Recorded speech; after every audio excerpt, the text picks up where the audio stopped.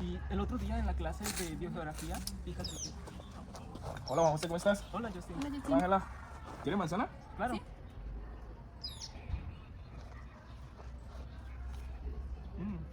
Qué rica es la fruta que nos da la naturaleza. Solo que algunas son muy duras, como esta manzana, creo que está verde. Nuestra mordida es fuerte, pero no tan fuerte como la de un hipopótamo. ¿Se han preguntado cuál fue el primer animal que cazó con una mordida? Esa, amigos míos, es una buena pregunta, pero para contestar debemos viajar muy atrás en la historia de la vida de la Tierra. Retornaremos 444 millones de años atrás. A este momento de vida de la Tierra se le llama periodo silúrico. Al inicio de este periodo hubo gran desplegamientos de los continentes, originando cadenas montañosas, y los mares bajaron de nivel y descubrieron extensas zonas continentales. ¿Hablas de la Pangea? Justamente, y la podemos dividir en dos masas continentales, la Eurasia y Gondwana. ¿Solo dos? ¿Qué hay del resto? Buena pregunta. El resto del planeta estaba sumergido en dos océanos, el Océano Reik y el Iapetus. Bueno, ahora sí, en este punto surgen las mordidas. Los primeros en desarrollar mandíbulas fueron los peces. ¿Y por qué no fueron los reptiles o los mamíferos? Este periodo fue el auge de la vida marina, ya que la superficie continental era aún un lugar hostil para la vida. Un paisaje yermo con volcanes activos y áridos llanos, rocosos, batidos por fuertes vientos y un sol intenso. Fue en este periodo cuando los linajes evolutivos, a causa de una gran radiación adaptativa, resulta en varias clases de peces.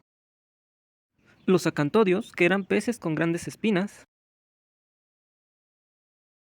los placodermos, que eran peces con pesadas placas que cubrían su piel, condrictios, que son los peces cartilaginosos que conocemos como los tiburones, los actinopterigios, que son peces con las aletas radiadas, actualmente son la mayoría de los peces, y los sarcopterigios, que son los peces pulmonados que tienen aletas carnosas. Qué interesantes son los peces. Sí que lo son, pero no solo había peces, los principales depredadores de los mares seguían siendo euripteridos, que eran artrópodos gigantes, y nautilus, un grupo extinto de moluscos. Los arrecifes eran construidos por estromatopóridos, que eran esponjas con esqueleto, y corales primitivos. También aparecieron los briozoos, que formaron arrecifes también. Los trilobites cayeron en decadencia, y poco a poco sus nichos ecológicos eran ocupados por crustáceos.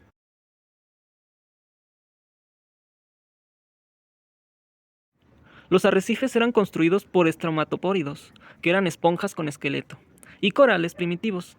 También aparecieron los briozoos, que formaron arrecifes también. ¿Y qué me puedes decir de la vida en la Tierra? ¿Ya había vida? En este momento, bacterias, hongos y algas se habían abierto paso en el lodo y comenzaban a descomponerlo, dando lugar a una primitiva forma de suelo. Pero el auge de las plantas terrestres corresponde a otro periodo.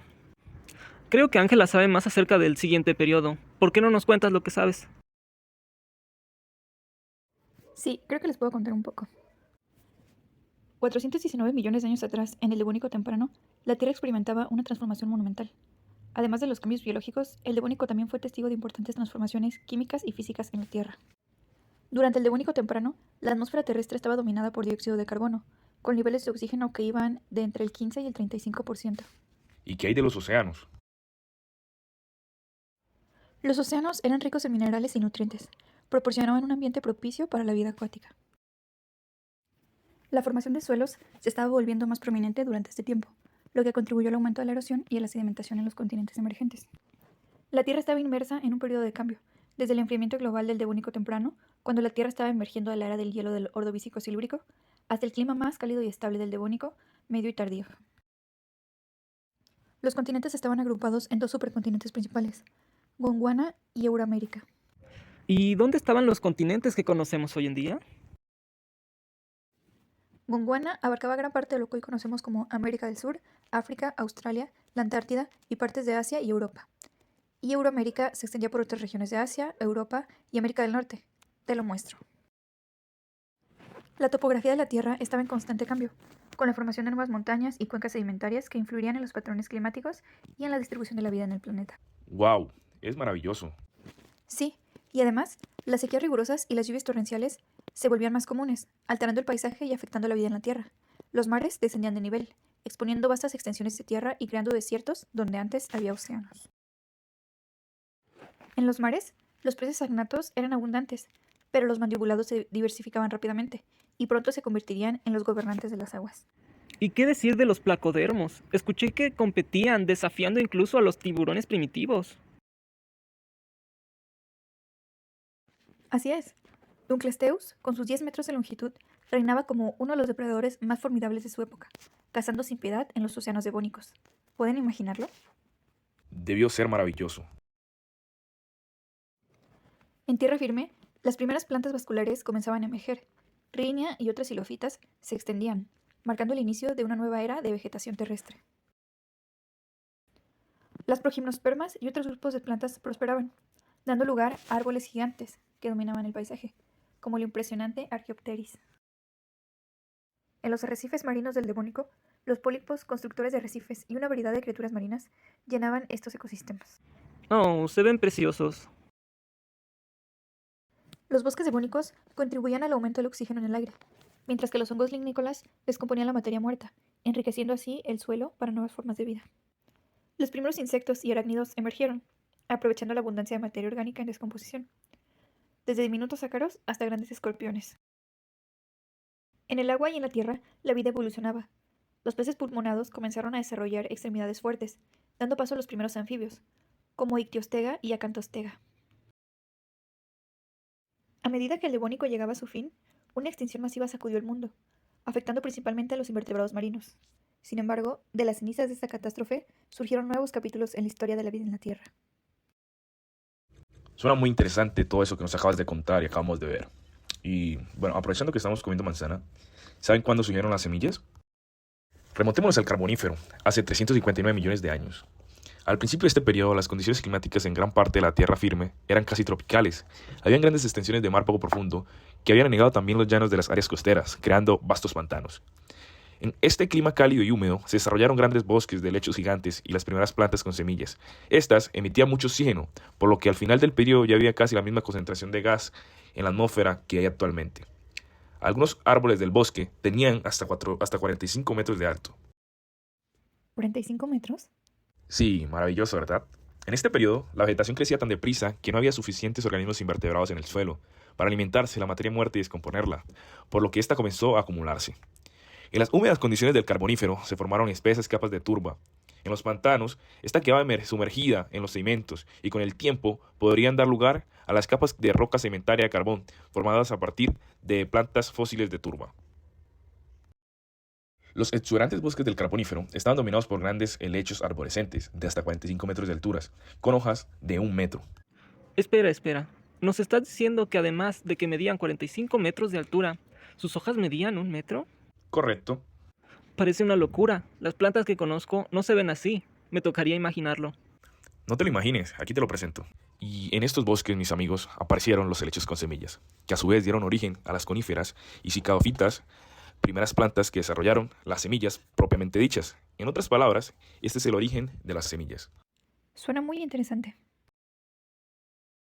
Sí lo es. Además de esto, estos bosques eran cálidos y sofocantes, y en ellos el aire estaba saturado de humedad. Había gran cantidad de charcas y pantanos que constituían el hogar ideal para un gran número de insectos y para los primeros anfibios. Los insectos se desplazaban tanto por el aire, con estos insectos me refiero a cucarachas, saltamontes y libélulas, como por el suelo, y estas eran las termitas y los pececillos de plata. El mayor insecto conocido vivo en este periodo corresponde a Meganeura, una libélula de 75 centímetros de envergadura. Las arañas verdaderas y los milpiés también aparecieron en este momento. No me quiero imaginar este animal en el patio de mi casa, me daría mucho miedo. Concuerdo contigo. También se desarrolló un grupo de artrópodos sin representantes actuales. Se trata de los artropléuridos, semejantes a milpiés trilobulados. Y los Artropleura era el género representativo más importante de esta época, y estos alcanzaban hasta 1.8 metros de longitud. Y además de esto, eran detritívoros. Este también se ve muy tenebroso. Además medía casi 2 metros. No me quiero imaginar este animal en el patio de mi casa, me daría mucho miedo. Bueno, por otra parte, los primitivos anfibios tenían ojos saltones y narinas en lo alto del cráneo. Esto les era útil para nadar en la superficie y para acechar a sus presas de manera semihundido.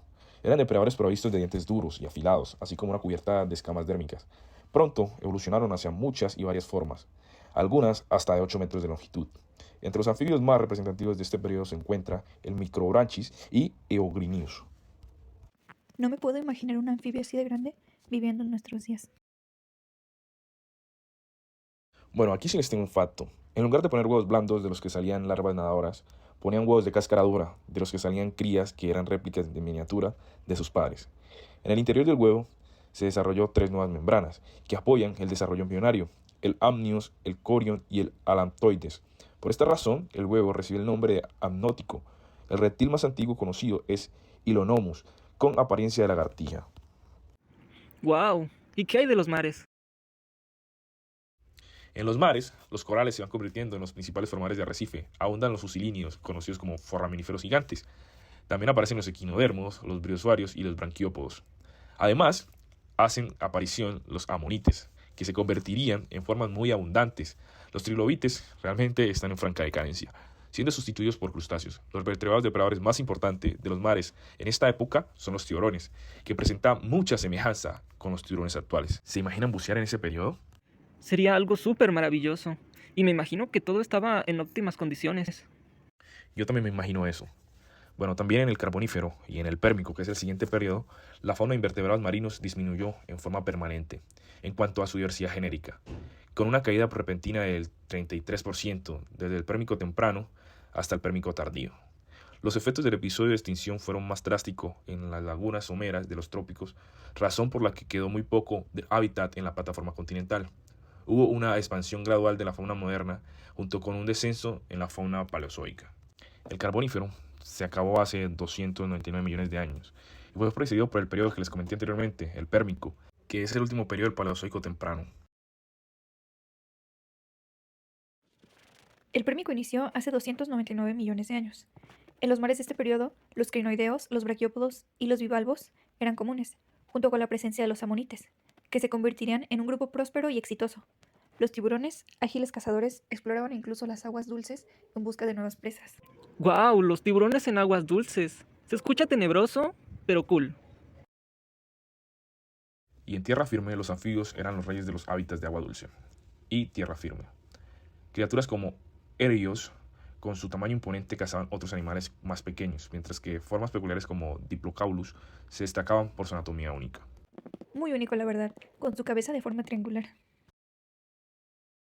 Por otra parte, a medida que el clima se volvía más árido, los anfibios encontraban sus hábitats reducidos, y los reptiles comenzaban a ocupar su lugar. Surgían nuevas formas y con cuerpos más grandes, y mandíbulas más poderosas, adaptadas a la vida en tierra seca. De nueva cuenta, otra evolución de la mandíbula. Sabes mucho de las mordidas. Poco, la verdad, o quizás lo necesario. Y en los paisajes del Pérmico, las coníferas, los helechos y los equisetos dominaban las orillas de los pantanos y los lagos.